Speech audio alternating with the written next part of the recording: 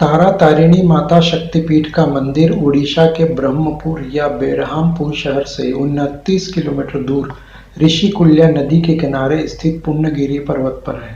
मान्यताओं के अनुसार इस शक्तिपीठ स्थान पर माता सती के स्तन गिरे थे। यहाँ माँ तारा और माँ तारिणी को आदि शक्ति के रूप में पूजा जाता है। तारा तारिणी माता के इस शक्तिपीठ के विषय में खास बात यह है कि यह शक्तिपीठ उन 4 प्रमुख तंत्र शक्तिपीठों में से एक माना गया है जिनको तंत्र पीठ या तंत्र विद्या के लिए विशेष माना जाता है। पौराणिक ग्रंथों में जिन 4 प्रमुख शक्तिपीठों को तंत्र पीठ के रूप में माना जाता है उनमें ब्रह्मपुर का माँ तारा तारिणी शक्तिपीठ या स्तन पीठ, दूसरा पुरी जगन्नाथ मंदिर के परिसर में स्थित विमला शक्तिपीठ या पाद शक्तिपीठ, तीसरा गुवाहाटी का कामाख्या शक्तिपीठ या योनि शक्तिपीठ और कोलकाता का दक्षिण कालिका शक्तिपीठ या मुखखंड शक्तिपीठ है। इन चारों ही शक्तिपीठों को आदि शक्तिपीठ भी माना जाता है। नमस्कार, मैं अजय चौहान आप सबसे अनुरोध करना चाहता हूं कि इस वीडियो को पूरा देखने से पहले इस चैनल को सब्सक्राइब जरूर करें ताकि मेरे आने वाले वीडियोस को भी आप देख सकें।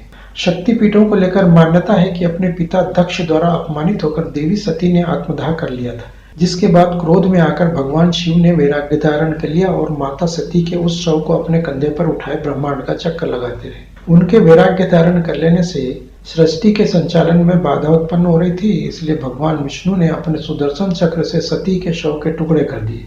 जहां जहां भी माता सती के शव के अंग गिरे उन सभी स्थानों पर माता सती के शक्तिपीठों की स्थापना हो गई और उनकी रक्षा करने के लिए भगवान शिव आज भी स्वयं भैरव रूप में वहां विराजते हैं।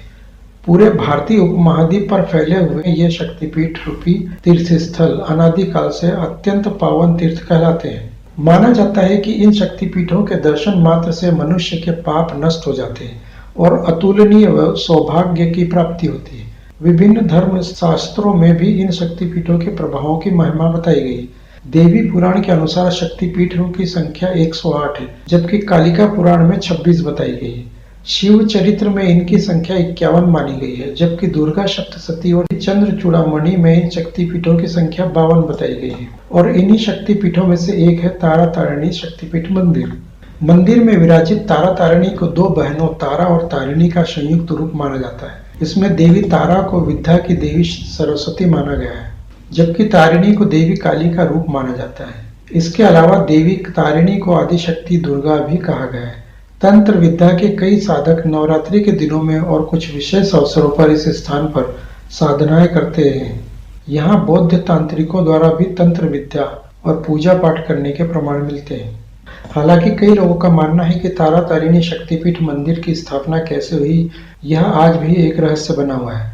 एक शक्तिपीठ होने के अलावा तारा तारिणी पीठ की गणना एक तंत्र पीठ के रूप में की जाती है, इसलिए कुछ लोग इस तंत्र परंपरा को बौद्ध धर्म के महायान संप्रदाय से जोड़कर भी देखते हैं। इसके अलावा इस शक्तिपीठ मंदिर के नाम में तारा का होना भी इस धारणा को बल देता है, क्योंकि बौद्ध धर्म की मान्यताओं के अनुसार तारा बोधिसत्व का स्त्री रूप भी है, इसलिए यह मंदिर बौद्ध धर्म से भी जुड़ा हुआ बताया जाता है।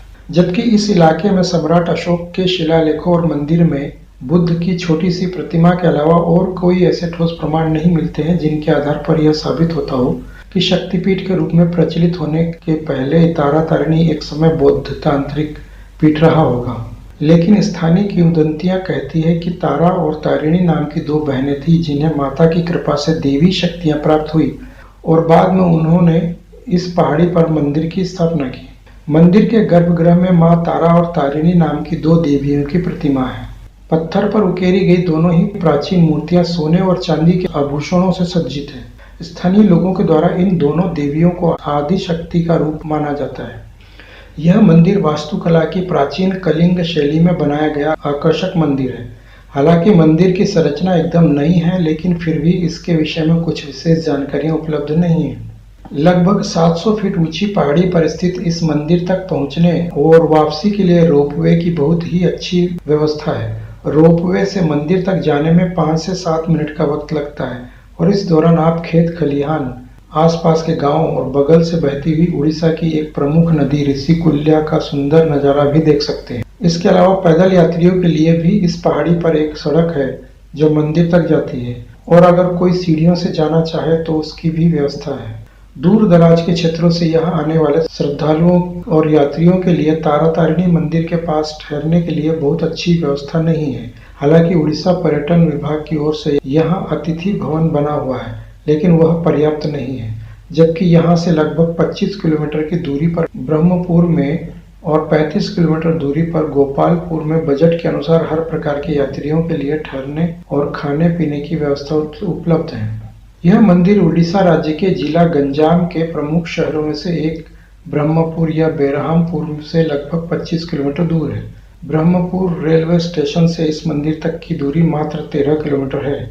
एक प्रमुख शहर होने के कारण यहाँ आने जाने के लिए ट्रेनों की अच्छी सुविधा उपलब्ध है।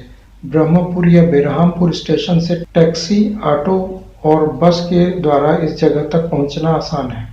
इसके अलावा भुवनेश्वर, विशाखापट्टनम और पुरी से भी यहाँ आने के लिए टैक्सी सेवाएं उपलब्ध हैं। यहाँ का सबसे नजदीकी हवाई अड्डा भुवनेश्वर में उपलब्ध है, जो यहाँ से लगभग 170 किलोमीटर दूर है। माँ तारातारिणी मंदिर के दर्शनों के लिए जाने का सबसे अच्छा समय अक्टूबर से मार्च के बीच का हो सकता है। तो दोस्तों, अगर आप लोग भी पौराणिक, धार्मिक और ऐतिहासिक स्थानों में दिलचस्पी रखते हैं तो कम से कम एक बार तो ऐसे स्थानों पर जरूर जाना चाहिए। तो प्लीज़ जल्दी से इस चैनल को सब्सक्राइब करें और बेल आइकन को दबाना न भूलें, ताकि मेरे आने वाले वीडियोस को भी आप देख सकें। धन्यवाद।